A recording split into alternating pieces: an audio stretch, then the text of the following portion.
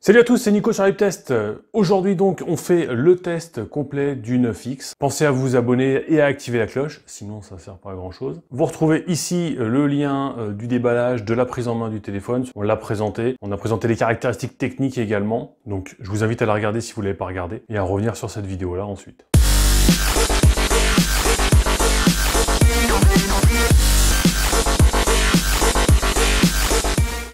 Donc on retrouve ce beau téléphone.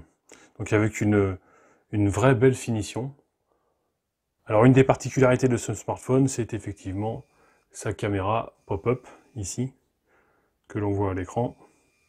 L'avantage également de ce 9X, c'est qu'on n'a plus d'encoche. Donc on profite vraiment pleinement de l'écran. L'écran 6,59 pouces, donc on a quand même un grand écran, relativement lumineux. Vous voyez, on a une continuité au niveau de l'écran. Rien ne vient casser les photos, et ça c'est vraiment sympa. Peu de smartphones sont équipés comme ça, à ces tarifs-là. Donc on a une résolution de 2340 par 1080, on est à 391 ppi, pouces par pixel. On a une très grosse batterie de 4000 mAh, honnêtement, alors selon votre utilisation, vous pouvez faire largement la journée, alors ça, il n'y a aucun souci. C'est une des forces de Honor et de Huawei, hein, une grosse autonomie, voire peut-être 2 jours pour ceux qui utilisent un petit peu moins les réseaux sociaux, la photo, etc. Donc ça, c'est un très bon point pour ce téléphone. Cette coque est vraiment superbe. Au niveau de l'écran, quand je l'ai allumé, je ne le trouvais pas spécialement très coloré. Cela dit, vous pouvez aller dans les réglages et choisir le mode de température. Donc moi, je l'ai mis en vif, parce que je trouve que les couleurs ressortent un petit peu mieux. Après, vous pouvez régler la température plus chaude, plus froide, directement dans les réglages, ou alors vous pouvez la régler vous-même. Ça permet vraiment d'adapter l'écran à son œil. On a tous des yeux différents, donc on a tous des préférences différentes. Voilà, vous voyez, froide, chaude. Donc au niveau de l'OS, on est sur le EMUI 9.1. Alors sur celui-ci, on est encore sur Android, hein, il faut en profiter parce que on ne sait pas vraiment si ça va durer Android et Huawei avec les embargos qu'il y a eu aux États-Unis. Mais celui-ci, il n'y a pas de problème, vous aurez les mises à jour, vous avez Android. Honor nous stipule que l'écran de base est filtré pour les lumières bleues, ou pour la fatigue des yeux, etc. C'est vrai qu'au niveau de l'écran, avec ce système où il n'y a plus d'encoche, on a quand même une impression de navigation qui est beaucoup plus immersive. Donc ça, c'est vraiment top. Donc au niveau du menu, il n'a pas vraiment changé, hein, c'est toujours relativement standard, rien de spécial. Par contre, il y a une chose que j'ai vue et que je trouve dommage, c'est qu'il n'y a pas de mode sombre. La plupart des smartphones maintenant ont un mode sombre, et ça, je trouve ça dommage. Alors on va passer maintenant à la photo. On va dire que c'est aussi un point fort pour ce smartphone. Donc il est équipé du grand angle, donc ça c'est quand même très pratique, ça je l'ai toujours dit dans mes vidéos. Donc vous avez différents modes, donc vidéo, le mode photo, le mode portrait avec l'effet bokeh à l'arrière. Vous avez cliché nocturne, donc ça on va voir ça dans les clichés que j'ai fait tout à l'heure. Et vous avez un mode ouverture. Donc ensuite vous pouvez paramétrer également la résolution en 48 millions de pixels, en 12 millions de pixels, ou alors en plein écran, mais on perd énormément puisqu'on passe en 7 millions de pixels. Au niveau de la vidéo, vous avez une résolution de 1080p, en 30 images secondes, en 60 images secondes, tout en 720p, pas de 4K, à ce tarif-là on peut pas trop lui en vouloir. Donc comparatif photo, Honor 9X à gauche, Note 10 Plus à droite.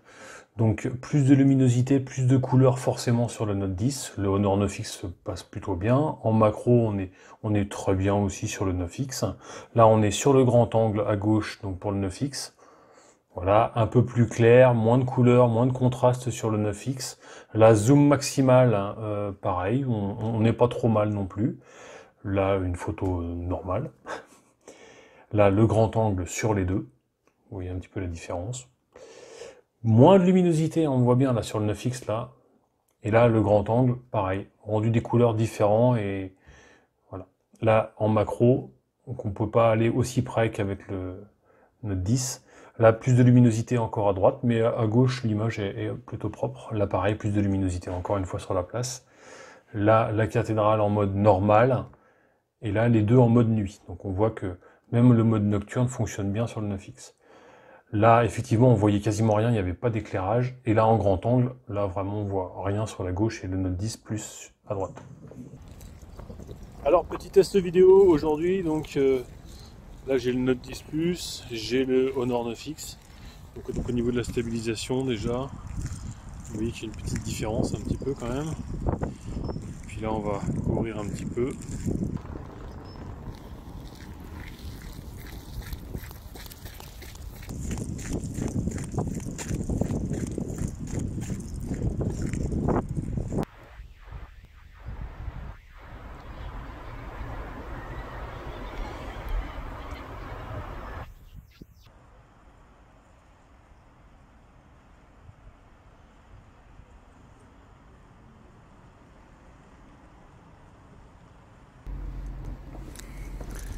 Allez, on descend énergiquement.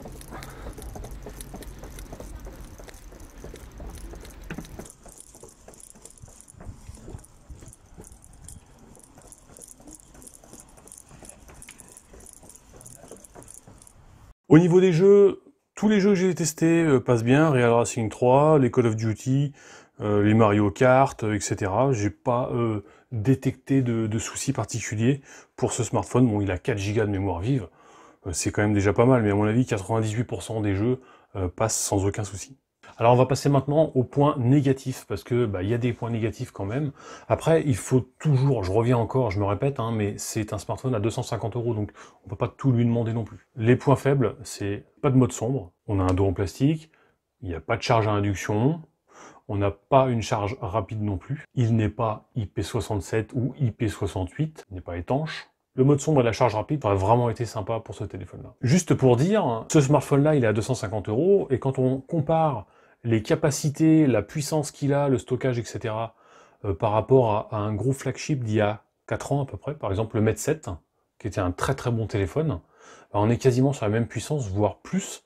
On a plus de stockage, on a plus d'objectifs photo. Le Mate 7, à son époque, était vendu dans les 700 €. Donc on voit que les constructeurs font quand même beaucoup d'efforts par rapport à ça, par rapport aux tarifs. Ils augmentent les capacités, les puissances, etc. Et donc ça, je trouve ça vraiment pas mal. C'est vrai que les marques chinoises, Honor, Xiaomi, Huawei, Samsung le font également depuis peu, font beaucoup d'efforts par rapport aux tarifs, par rapport aux produits qu'ils proposent. Donc voilà pour ce 9X édition 2020. Excellent rapport qualité-prix. On ne peut pas exiger une qualité comme un Note 10 Plus ou voilà, un gros flagship, impossible.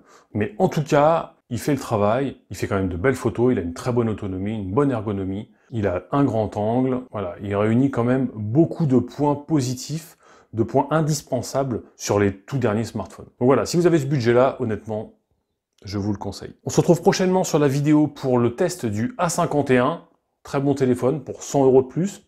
Voilà, si vous n'êtes pas vraiment limité à 250 € au niveau du budget, je vous conseille d'attendre le test du A51. Je vous laisse le lien de la description. On a fait également le déballage et la prise en main de ce beau A51, digne successeur du A5, du A50, etc. Je vous invite à liker la vidéo si elle vous a plu et on se retrouve prochainement pour tout un tas de tests. Ciao!